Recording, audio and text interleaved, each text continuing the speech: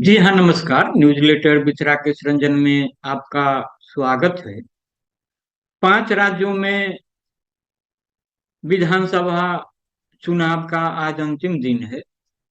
आज के मतदान के साथ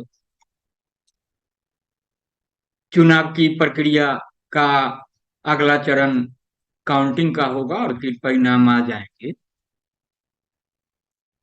तो आज हम चर्चा करेंगे इन चुनावों के दौरान प्रधानमंत्री नरेंद्र मोदी की अधिक सक्रियता का, और खोजेंगे कि सक्रियता के मायने आखिर क्या है।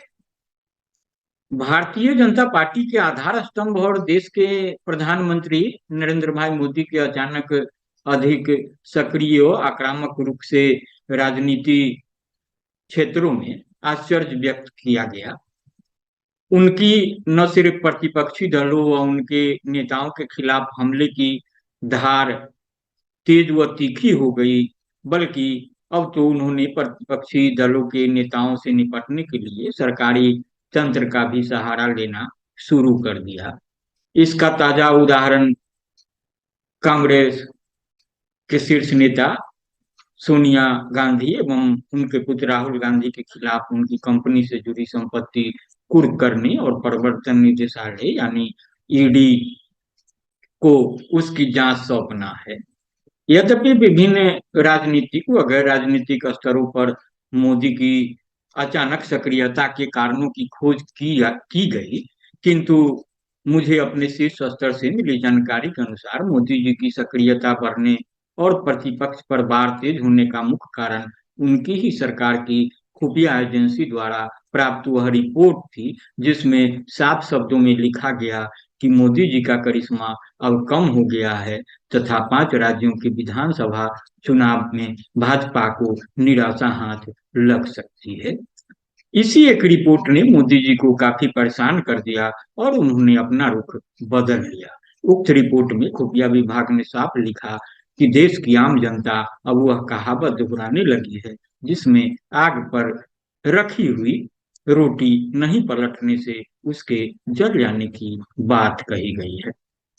अब चूंकि देश पर राज कर रही भारतीय जनता पार्टी के सर्वोच्च सिरमौर मोदी जी ही हैं, इसलिए पूरी पार्टी की निगाहें मोदी जी पर ही टिकी और पार्टी का हर कार्यकर्ता यह कहने को मजबूर है कि भाजपा की नैया के खेवैया मोदी जी ही हैं। वे चाहे तो पार्टी को पार लगाएंगे या फिर बीच भंवर में डुबो देंगे।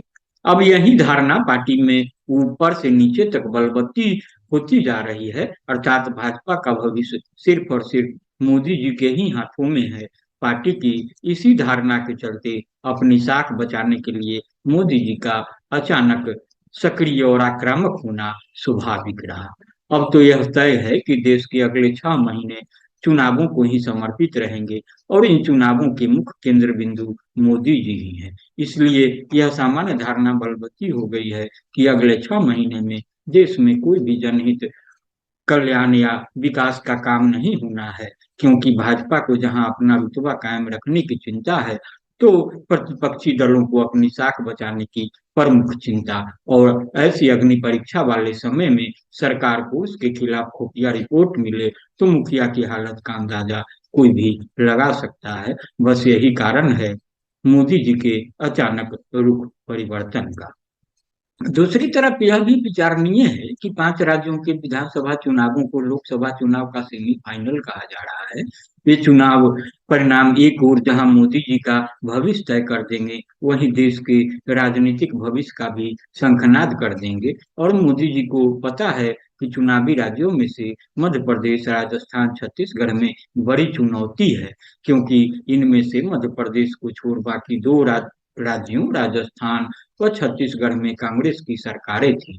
इसलिए इन 5 राज्यों के विधानसभा चुनावों व उनके परिणामों पर सबकी तीखी नजरें हैं, क्योंकि इन राज्यों के चुनाव परिणाम लोकसभा के परिणामों की झांकी प्रस्तुत करने वाले हैं।